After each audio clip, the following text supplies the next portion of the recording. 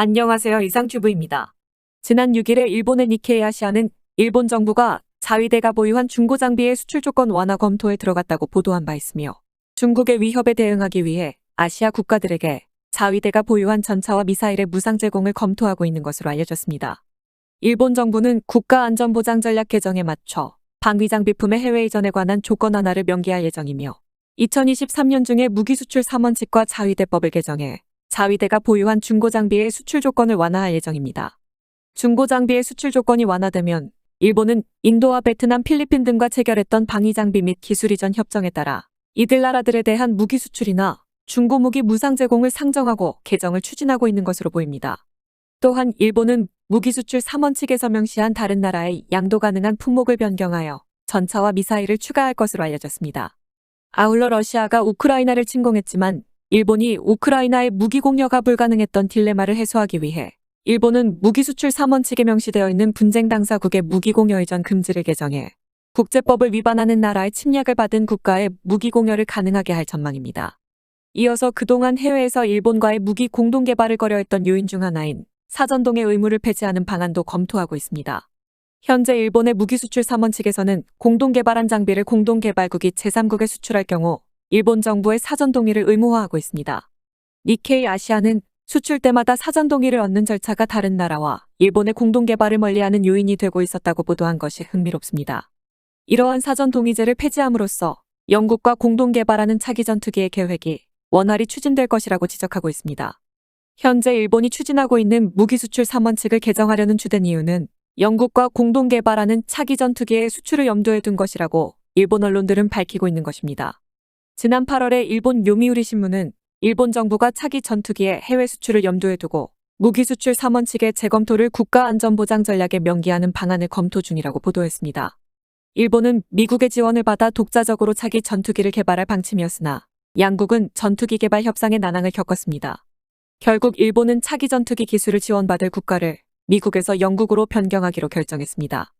양국은 협상을 통해 차기 전투기의 요구 요건이 거의 일치하고 있으며 1조 엔이 넘는 개발 비용을 억제할 수 있다고 판단하여 양국은 일본의 FX 개발 계획과 템페스트 프로그램을 통합하여 공통의 기체를 개발하는 방향으로 최종 조정에 들어갔습니다.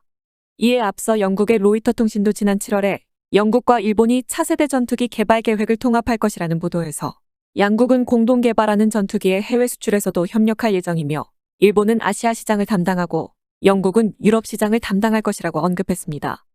요미우리 신문도 차기 전투기의 해외 수출을 염두에 두고 일본 정부는 무기 수출 3원칙 개정을 국가안전보장 전략에 명기하는 방안을 검토하고 있다고 보도한 바 있어 군안과 수송 및 경계 감시 용도로 한정된 장비 수출 제약을 완화하거나 철폐할 계획일 것으로 보입니다. 또한 일본은 아시아 지역에 차기 전투기를 판매하려는 목적 이외에도 중고 무기를 아시아 지역에 제공해 일본산 무기 수출을 촉진하려는 의도로 보입니다. 지금까지 우리나라도 중고 무기를 여러 나라에 무상으로 제공하여 한국산 무기 수출의 보탬이 되었습니다. 특히 필리핀은 한국산 퇴역함을 제공받아 사용하고 다시 한국산 군함을 재구매한 이력이 있습니다. 필리핀 해군은 한국에서 제공받은 구 충주함을 운영하다가 중국 해군이 항상 필리핀 영해에서 활동 중인 필리핀 해군 함정에 레이더를 조준한다는 것을 발견하게 됩니다. 필리핀 해군은 구 충주함에 달려져 있던 레이더경 보수신기 덕분에 눈치를 채게 된 것입니다. 이후 필리핀 해군은 한국에서 새로운 군함들을 발주하기 시작했으며 지금은 필리핀 해군이 발주하는 군함들은 거의 한국이 따내고 있습니다. 아마도 일본은 한국의 예처럼 중고 무기를 아시아 지역에 제공하여 사용하게 하고 수출을 도모하기 위한 것으로 보입니다. 하지만 일본이 영국과 2030년 중반에 6세대 전투기라고 불리는 전투기를 개발한다고 해도 아시아 지역에서 값비싼 6세대 전투기를 구입할 수 있는 여력이 있는 나라는 싱가포르 정도가 전부입니다. 또한 일본제 중고 무기를 아시아 지역에 제공하여 추후에 일본제 무기를 수출하는 것도 현재 일본의 상황에서는 쉽지가 않습니다. 일본 수출의 약점은 작년 인도네시아와 모가미급 호위함 수출에서 여실히 나타났습니다. 작년 11월에 요미우리 신문은 일본과 인도네시아 간의 호위함 수출에 관한 기사를 보도한 적이 있습니다. 당시 요미우리 신문은 인도네시아는 조달할 8척의 호위함 중 4척은 일본으로부터 기술을 이전받아 자국 내 건조를 희망하고 있다고 전했습니다. 하지만 기술 이전 등의 이러한 조건은 일본에게 생소한 것이며 특히 현재 생산이 한 세트로 묶여있기 때문에 일본은 골머리를 앓게 되었다는 것입니다. 인도네시아가 각국의 제안을 판단하는 주요 포인트는 기술 이전과 비용, 그리고 인도네시아 함정건조의 현지 기업 참여 등의 세 가지였으며 특히 일본은 호주의 잠수함 제한 경험을 제외하고 이러한 조건을 다뤄본 경험이 적기 때문에 경험 많은 이탈리아와 달리 가장 골치 아픈 부분이 될 것이라는 의미였습니다. 결국 일본은 인도네시아의 우호적인 분위기에도 무기 수출을 위한 여러 부분에서 서툴러 인도네시아의 호위함 도입 사업은 베르가미니급을 제안한 이탈리아가 수주하게 되었습니다. 어쨌든 일본이 2023년 중에 무기 수출 3원칙이나 자위대법이 개정된다면 가장 빠르게 진행할 프로젝트는 우크라이나에 대한 무기 지원일 것입니다. 일본은 155mm 차량 탑재형 자주포로 업그레이드 예정인 FH-70과 전장에서 가장 필요한 155mm 포탄, 그리고 91식 휴대용 지대공 유도탄 등을 내년 중에 우크라이나에 제공할 수 있을 것으로 보입니다. 이처럼 일본이 한국에게 자극받아 세계 무기 시장에 적극적으로 진출하려고 하지만 과연 일본의 의도대로 될지는 지켜봐야 할 것입니다. 일본이 영국과 개발 중인 차세대 전투기와 관련된 소식을 하나 더 전해드리겠습니다. 영국의 템페스트 전투기 개발에 참여 중인 이탈리아 공군의 참모총장이 지난 10월에 일본을 방문하여 차세대 전투기에 대해 일본의 항공자위대와 협의했다라는 소식입니다. 이에 대해 미국 언론은 차세대 전투기와 관련해 이탈리아와 일본이 무엇을 공유할 수 있고 무엇을 공유할 수 없는지를 살피는 기회가 될 것이라고 밝혔습니다. 타이푼의 후계기를 개발하기 위해 영국이 시작한 템페스트 프로그램은 기본적으로 영국 국방부 및 BAE 시스템스와 롤스로이스, 레오나르도 SPA와 사브 및 MBDA로 구성된 팀 템페스트가 개발을 주도했으며 여기에 봄바르디아와 지에비에이션, 그리고 콜린스 에어로스페이스와 탈레스 같은 기업들도 팀 템페스트에 가세하고 있습니다. 프로그램 참가 기업의 국적을 보면 알 수 있듯이 템페스트 개발은 영국에 제한되지 않은 점이 특징입니다. 국가 주도의 공동 개발의 경우 주요 컴포넌트의 개발을 담당할 기업의 선정은 기술력보다는 국제 정세와 개발 참가국의 사정으로 선정되는 경우가 많습니다.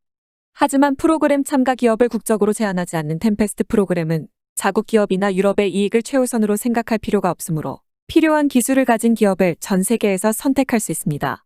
다만 템페스트 프로그램에 참여하는 기업의 대부분은 영국의 법인을 둔 기업들의 참여가 많았습니다. 예를 들어 이탈리아에 거점을 둔 레오나르도의 경우는 레오나르도 UK가, 다국적 기업인 MBDA의 경우는 MBDA UK, 스웨덴에 거점을 둔 사브의 경우 현재 연구개발 거점을 개설하고 있어 자본의 국적은 불문하되 템페스트 프로그램에 출자하는 영국인의 고용만은 지킨다는 입장이며 팀 템페스트의 핵심 멤버로 레이더 개발을 담당하는 레오나르도가 있는 이탈리아도 템페스트 프로그램에 관여하고 있습니다. 이탈리아 정부는 템페스트 프로그램에 대한 투자로 2023년에 3억 4,500만 유로를 책정했지만 완성된 템페스트를 도입할지는 미정입니다. 현재 이탈리아는 국가가 아닌 자국의 방위산업을 템페스트 개발에 참가시키는 형태를 취하고 있습니다. 레오나르도 UK는 템페스트 전투기용 레이더 기술을 개발 중이고 일본 미쓰비시 전기와는 지난 7월에 전투기용 레이더 기술 실증기 개발에서 협력하기로 합의했습니다.